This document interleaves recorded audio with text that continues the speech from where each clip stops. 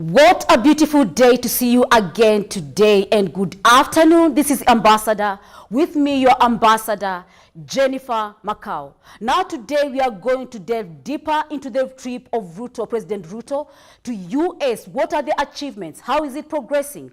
What is Kenya scooping in this deal and the bilateral ties? As in the investment shared of the future through higher education at the Spelman College, Atlanta in Georgia, USA. The United States of America has been Kenya's truly ally in the healthcare, from infrastructure, pioneering research to the tackling of infectious diseases in Kenyan nation, according to its envoy. President William Ruto targeted to escalate this journey of partnership, including the local manufacturing of vaccines for the prosperity of all. Also, President William Ruto also shared thoughts of transforming the U.S.-Kenya Health Cooperation at the Center for Disease Control headquarters in Atlanta, Georgia. We are talking of the United States of America. He also witnessed the signing of the MOUs between the CDC and the Kenya Medical Research Institute, the Ministry of Health, and the U.S. President's emergency plan for AIDS relief in developing a sustainability roadmap for Kenya's HIV program, and the joint proclamation for the operationalism of the Kenya National Public Health Institutes. Now let's delve into the day 2 of the progress. Now, Kenya took long-standing ties with the United States of America a notch higher with the signing of partnership in education, a pact directed in enhancing students-faculty exchange, joint research and innovation, accelerating the country's Silicon Savannah ambition. Kenya affirmed to keep working together with America Higher Education to develop programs aligned with industry requirements to equip the youth with skills to thrive in a sustainable way. Listen in. Globally recognized as a hotbed of innovative breakthroughs and a radical digital solution in our sectors. M-Pesa, for example, the revolutionary mobile money technology, heralded Kenya's entry into fintech and the financial technology space. We therefore have a common foundation to empower our youthful population with skills in STEM, with particular emphasis on developing a robust capacity to engage with the global digital technology sector on a much and such advanced and emerging technologies as artificial intelligence, robotics, and data science. Kenya stands ready to maintain its vanguard role to accelerate the Silicon Savannah. I am confident that this program will also support global security, ensuring the diversification of critical goods and services.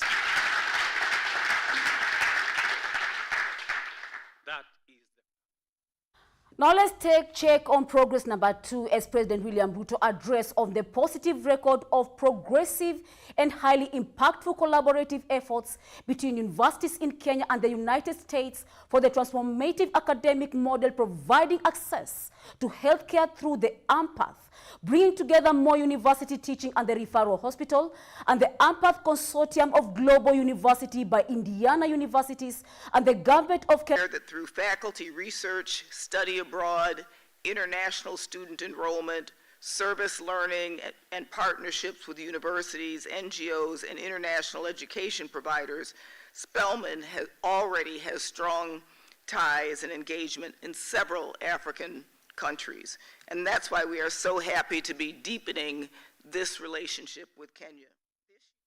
The MOU signed between Spelman and Kenya, now visiting Tyler Perry Studios in Atlanta, Georgia, highlighted the immense potential of investing more effort and resources into Kenya's creative sector, witnessing the scale and success of such a venture, underscoring the possibilities for collaboration and partnership with similar institutions.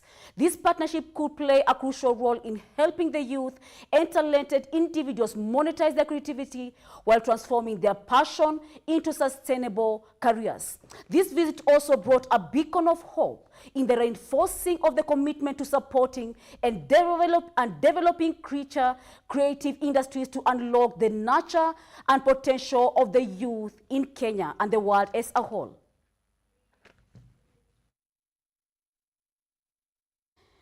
Now, Kenya experienced strong winds wreaking havoc in the Kilifi County, destroying a residential house and several electricity poles, through a Kenya Red Cross confirming the damage while urging residents to remain vigilant.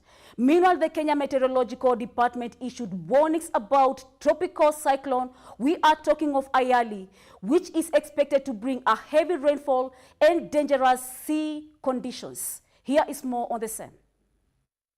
Strong winds wreaking havoc along the coastline have left a trail of destruction. The Kenya Red Cross has confirmed reports of significant damage, including the destruction of a residential house and electricity post. The humanitarian agency reported that the winds blew the roof of a house in the Majajani area of Kilifi County. Additionally, electric posts were damaged in Kaswarina, Olympia and Madunguni in Malindi, as well as Garashi in Magarini, Kilifi County. 2 other posts caught fire in Jilore Trading Center.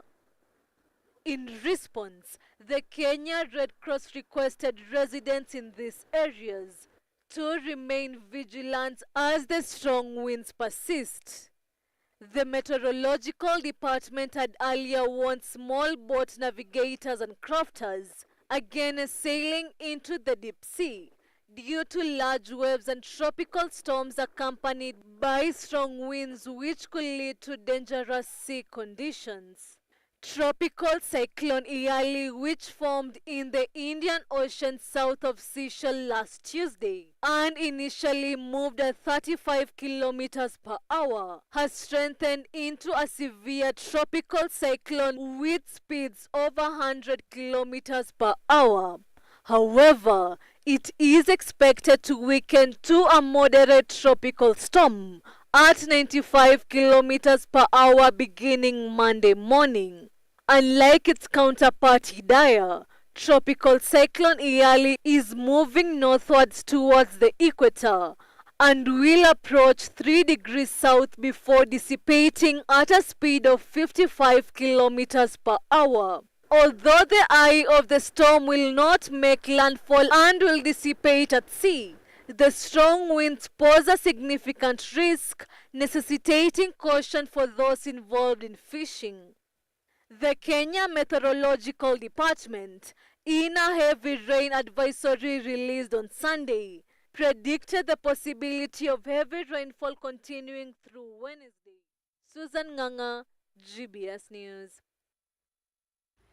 Well, Kenyans are expected to be more vigilant now. Moving on, the European Union member states on Tuesday agreed on the world's first major law for regulating artificial intelligence, the AI, as institutions around the world race to introduce cars for the technology. The EU Council stated that it had reached its final approval for the AI Act, a groundbreaking piece of regulating that aimed to introduce the first comprehensive set of rules for artificial intelligence. Listen in.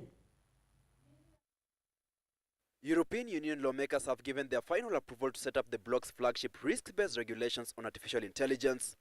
In a press release confirming the approval of the EU AI Act, the Council of the European Union said the law is groundbreaking and that as the first of its kind in the world, it can set a global standard for AI regulation. The European Parliament had already approved the regulation in March. The Council's approval means the legislation will be published in the bloc's official journal in the coming days, and the law would come into force across the EU 20 days afterwards. The new rules will be implemented in phases, though some provisions will only be applicable after 2 years or longer. The new law categorizes different types of artificial intelligence according to risk. AI systems presenting only limited risk will be subject to very light transparency obligations, while high-risk AI systems will be authorized, but subject to a set of requirements and obligations to gain access to the EU market. AI systems such as cognitive behavioral manipulation and social scoring will be banned from the European Union because their risk is deemed unacceptable. The law also prohibits the use of AI for predictive policing based on profiling in systems that use biometric data to categorize people according to specific categories such as race, religion, or sexual orientation. Hilary Kabila, GBS News.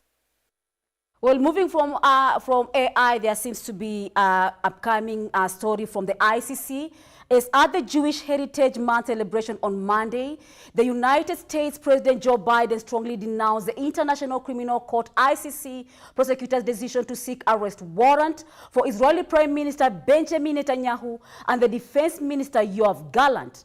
Joe Biden stated that the charges did not constitute genocide and there was no equivalence between the actions of Israeli leaders and those of Hamas. The ICC prosecutor Karim Khan announced on Monday that he was pursuing arrest warrant for Netanyahu, Gallant, and the Hamas leaders who are Yahya Sinwar, Mohammed Diab, and Ismail Haniyeh on charges of war crimes.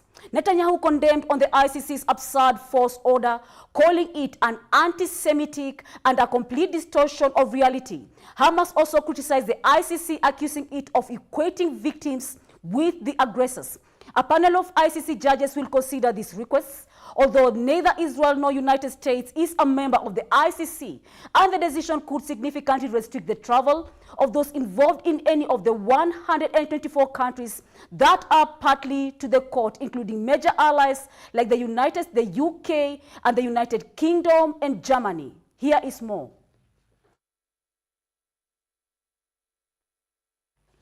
Now, Iran nation is mourning following the sudden death of President Ibrahim Raisi.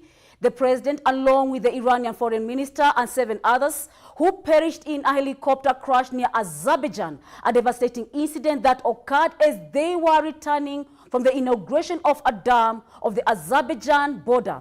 In response to the tragedy, Khamenei, supreme leader of Iran, declared 5 days of national mourning.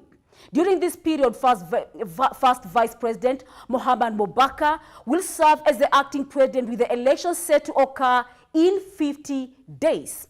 Deputy Foreign Minister Ali Bagheri Khan will assume the role of acting as the foreign minister. International leaders also conveyed their condolences, with messages coming from Russia, India, Iraq, and Syria, Egypt as well, among others, with Syria flags flying half-mast in Aleppo, where a 3-day mourning period has been declared. Meanwhile, the bodies of President Raisi and other victims arrived in Mehrabad airport in Tehran, where funeral processions was being prepared, as Raisi will be buried in Mashhad, the city where he was born, on Thursday.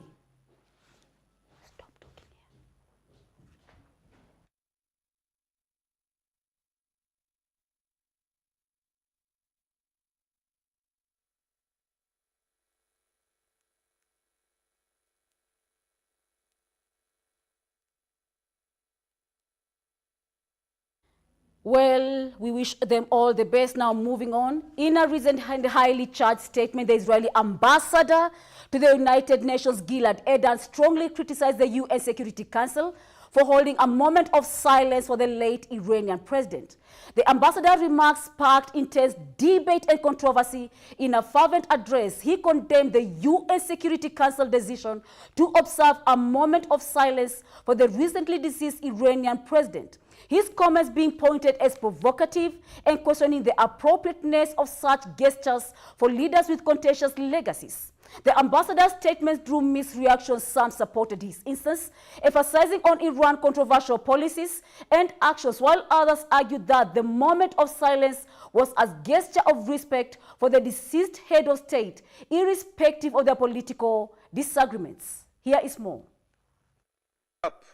Look at the world burning around you. Just this morning, you held a moment of silence to commemorate the mass murdering president of Iran. A month ago, Raisi, as the Iranian people call him, the butcher of Tehran, launched an unprecedented missile and drone strike on Israel to murder thousands of innocent Israelis, deliberately. The blood of thousands of innocent Iranians is on his hands. Women, members of the LGBTQ community, peaceful protesters, and many, many others. He is responsible for butchering thousands around the globe. Thousands.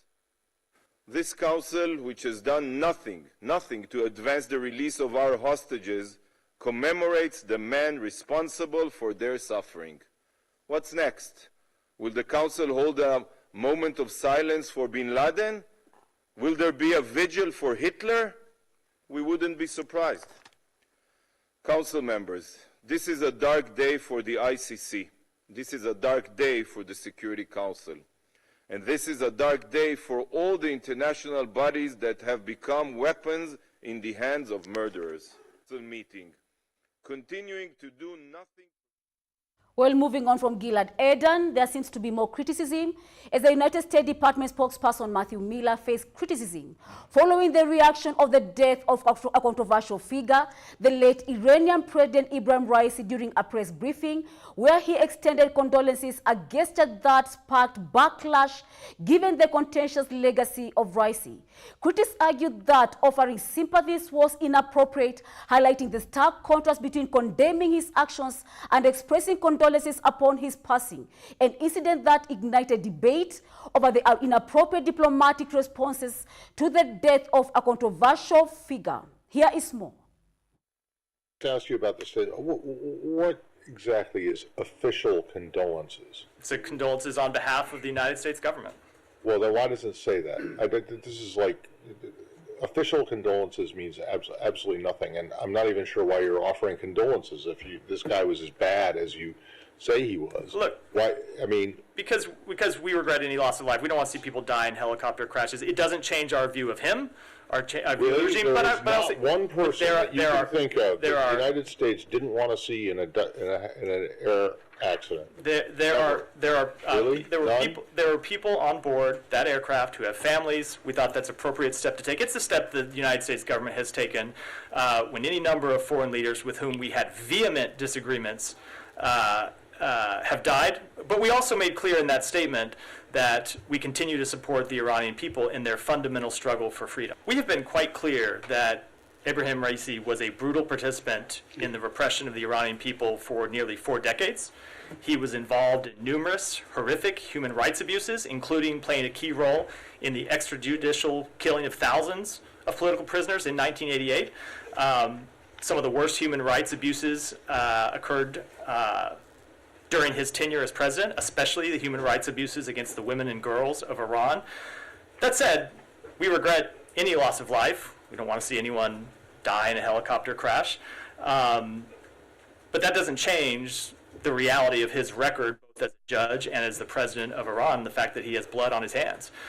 So I think most importantly, our fundamental approach to Iran has not changed and will not change. We will continue to support the people of Iran to defend their human rights, their aspirations to an open, free society and democratic participation, and we will continue to confront the Iranian regime's support for terrorism, its proliferation of dangerous weapons, and its advancement of nuclear. Well, mixed feelings seem to be coming up, and that international news brings us to our first break. There is more coming up for you. Next, we'll talk about Ukraine. There seems to be more support as well as controversies pertaining the nation as the top U.S. general advocate for Ukrainian strikes, urging Ukraine to utilize the United States weapons on all fronts, including Crimea. Also between Russia and Ukraine, it was stated that it will endure after the puppet Kyiv regime ceases to exist. And Zelensky also closed a deal welcoming German military and financial support, while the U.S. vowed to continue support for Ukraine at the UN and the UN weapon supply. We have this and more lined up for you shortly after the break. Stay tuned with us. Hi guys, welcome again to yet another amazing episode of the You Have, the show that gets you recorded. As unaamka asubuhi unapata na sufuria yako ngara juu. It's not easy. Imagine kwa no one person can fix this. Sipokuwa bezeni ule God mmoja tunaosha atakuja kusaidia. enda hivi dona kaona niaje nyinyi abiria lakini kidogo bye. Hata uruke. Kaangwa. Unaona sisi kuna abiria alikuwa hapo ndani akasema aanze kumwambia CSKL mkuu amesimpa. I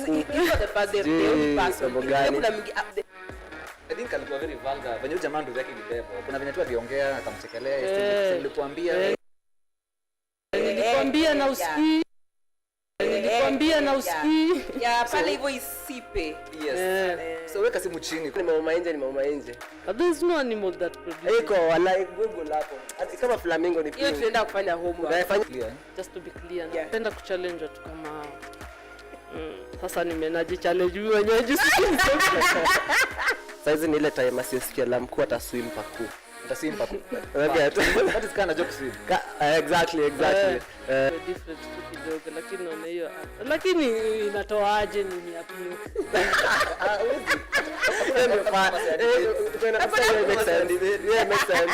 Makes sense. Kila mtu anaishi maisha on a different level. Au nyumba zao ni mabati.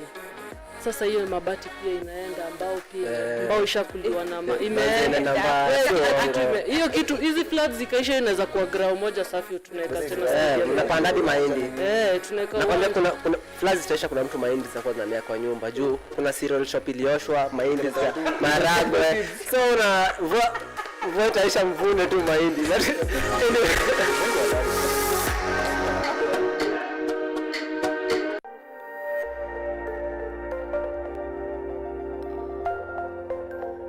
Everywhere, GBS. Now let's check on these Ukraine developments. Now welcome back. You are watching The Ambassador, GBS Global, and we are glad to have you join us today. Now as we continue, during a press conference held at the Washington, D.C., Chairman of the United States Joint Chiefs of Staff, the Air Force General Charles Q. Brown, Jr., confirmed that Ukraine was utilizing the military capabilities provided by Washington to engage in a close combat operations, including Air Force in Crimea, to counter Russian forces. Speaking alongside the U.S. Secretary of Defense Lloyd Austin, Brown reaffirmed the coalition commitment to supporting Kyiv, vowing to defend the international order altogether, highlighting that the importance of Ukraine employing these capabilities effectively against existing fronts in Crimea. Secretary Austin emphasizing the critical need for civilian evacuation to combat zone before any military actions took place, specifically mentioning the Kharkov, underscoring the strategic significance of the battlefield in Ukraine, describing it as crucial for European security, for global security, and for the American security. Here is more. The outcome in Ukraine is crucial for European security, for global security, and for American security. None of us would want to live in a world where dictators redraw borders by force and launch wars of aggression to try to revive yesterday's empires. So let me be clear. Ukraine's partners are united, and we're determined, and we're not going anywhere. Ukrainian forces are fighting hard to hold against Russian advances across the front lines. Ukraine's reserves and stockpiles are being challenged as they defend against Russian offensive actions, which underscores the urgency of this coalition's work to sustain Ukraine. The President authorized a $1 billion military aid package for Ukraine following the passage of the National Security Supplemental. The second aid package was authorized a little over a week ago to send additional critical capabilities to Ukraine. These packages include urgently needed weapons. Well, not just the U.S., also on the UN, Ukraine topic dominated. As the situation in Ukraine dominated discussions at the UN Security Council meeting on Monday, through Russia Representative Vasily Nebenzia addressing the ongoing conflict. Nebenzia stated that Russia still believed a peaceful resolution was achievable through political and diplomatic means. However, he underlined that any negotiations must address Russia's security concerns and territorial integrity. Nebenzia challenged the legitimacy of Ukraine's current leadership due to the postponement of national elections, arguing that discussing or signing agreement with them was illogical. Nebenzia also accused Western nations of dishonesty, specifically mentioning of the U.S. Secretary of State. We are talking of Blinken's visit to Kyiv, offering a contrasting portrayal of Blinken's enjoying himself in Ukraine while the country supposedly faced shortages. Listen in. For the last 2 years, we've seen a terrible war which would end if this country and others would stop providing arms and instead seek peace. Mr. President, before I start, I should like to convey our deep... The Secretary of Defense famously said in a rare moment of candor that the U.S. wanted to, quote, see Russia weakened, unquote.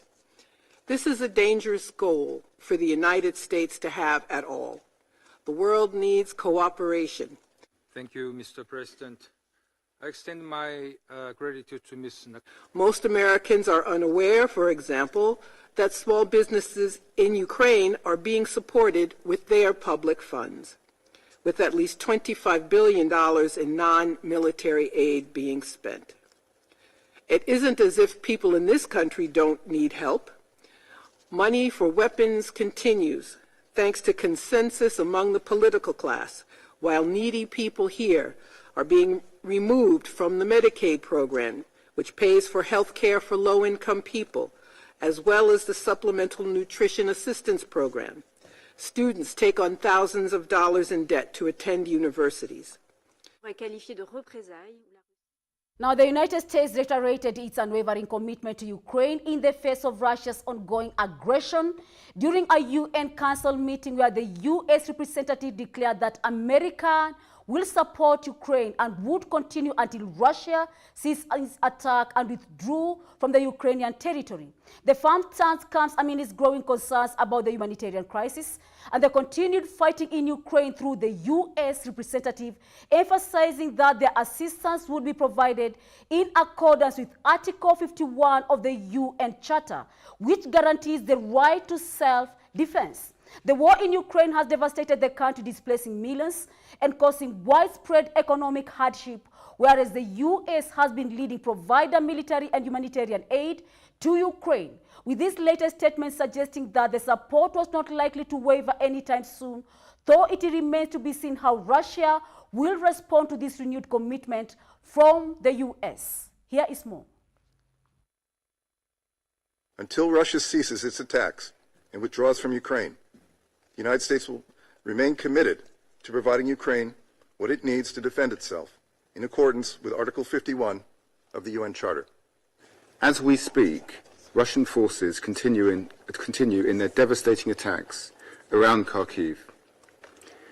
As UN experts visiting Ukraine in April discovered, this includes the use of ballistic missiles from North Korea.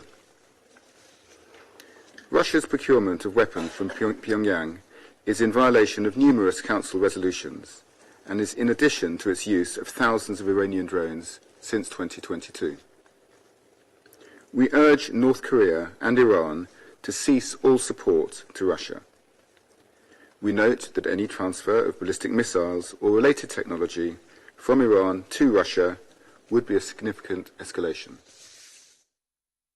Now more for Ukraine, as the Ukrainian President Volodymyr Zelensky welcomed German Foreign Minister Annalena Baerbock in Kyiv on Tuesday, expressing his gratitude for Germany's military support and financial assistance. Baerbock also conveyed her appreciation to the support being extended and noted the efforts of the Ukrainian people, who are already committing to working on reconstructing efforts. Moscow launched a military offensive in Ukraine in late February 2022 after recognizing the independence of the Donetsk and the Lugansk People Republics. We are talking of DPR and the LPR, claiming that Kyiv had failed guarantee to special status under 2014 Minsk agreements, urging Ukraine to declare itself officially neutral and give assurances that it would never join NATO. Here is more. We are very thankful to place best regards to Chancellor and to all the team of government. We are very thankful for big military support and big financial assistance, and we count on your support, and really we have very good relations, and I'm happy that we have such connection and we are very thankful to German people, to your society, for supporting Ukrainians. So thank you for all the support you are giving, and seeing the people there doing the reconstruction just a month afterwards. It's just incredible. So what we are doing for the people of Ukraine, but also for the European peace order. No need for thanking, but I see that there has to be way more done with regard to the support worldwide, but also from the European level. Of the President of Ukraine for outstanding personal contributions into strengthening interstate cooperation is awarded to Annalena Baerbock, Federal Minister for Foreign Affairs of Germany. And that international news brings us to the end of our Ambassador GBS Global today. It's been a pleasure having you on board, joining us today. And I've been your Ambassador Jennifer Macau, and I'm looking forward to seeing you same time tomorrow, same time, same place, from Monday to Friday at 1 p.m. And may you all have a superb and the most beautiful and a wonderful afternoon. See you then.